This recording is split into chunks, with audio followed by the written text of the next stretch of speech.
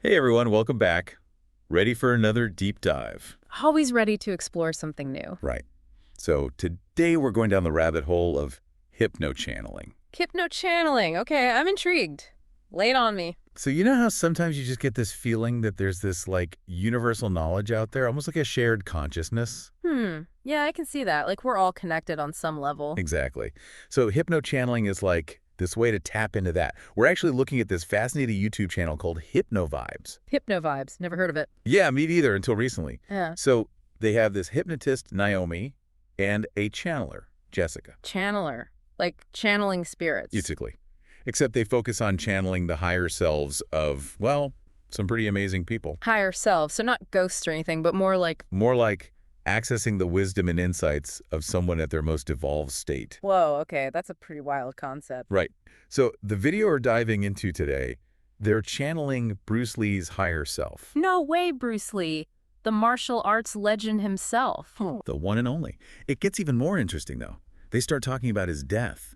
You know, how he died so young, at only 32. Yeah, that was a huge shock to everyone. Still a lot of mystery surrounding it. And that's what made this so fascinating. When they asked his higher self about it, the answer was unexpected. Oh. What did they say? Basically, that Bruce Lee had lived a full life. Like, he had achieved everything he set out to do in that lifetime. Wow. Okay, so no regrets. That's a pretty profound way to look at it. I know, right? Yeah. It really makes you think about, like, what defines a complete life? And the idea of like purpose, right? Yeah. Like we come into each life with a specific mission. Totally. So, according to his higher self, what was Bruce Lee's purpose? Well, it was all about pushing the limits of what the human body could achieve. That makes a lot of sense. His physical prowess was incredible. Exactly, and it goes even deeper. Hmm. His higher self also talked about the importance of both belief and practice in reaching your full potential. Yeah, you can't just wish for something to happen. You have to put in the work. He was all about taking action. Which reminds me of the hypnotist, Naomi.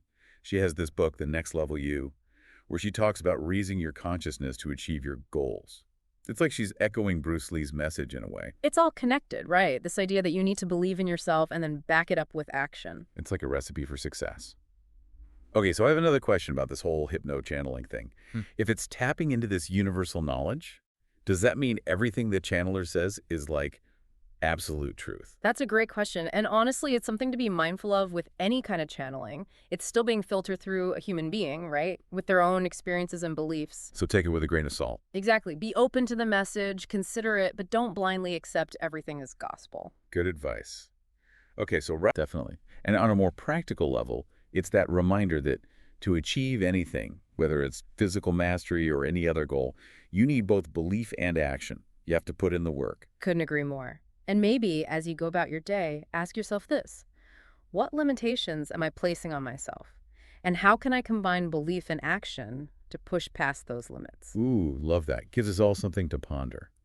All right, well, that about wraps up our deep dive into hypno-channeling and the wisdom of Bruce Lee's higher self. Until next time. Catch you all on the flip side. Energy I like to invite is this person known as Bruce Lee when he was on Earth, and his leaving was kind of sudden, and still a lot of people talk about it, and so we like to just clarify a few things. So the appropriate energy. What's the name again?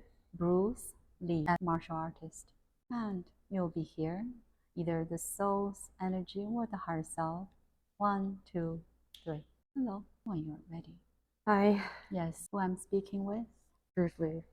Soul, part of the soul. His higher self and So I see. So what was the early leaving? You've asked this question many times. I don't think I asked this question. Why he needs to leave when he was 32? That's all he wanted to experience until, That point. yes, But he could do much more. he didn't need to.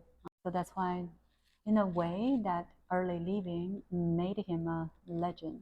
But that was not his goal. No. It's kind of surprising, but it's not the same to the soul. What was his purpose? To explore and to really research the physical limitations of the human body. So in a way that he did discover that we have unlimited potential. And this is not just him.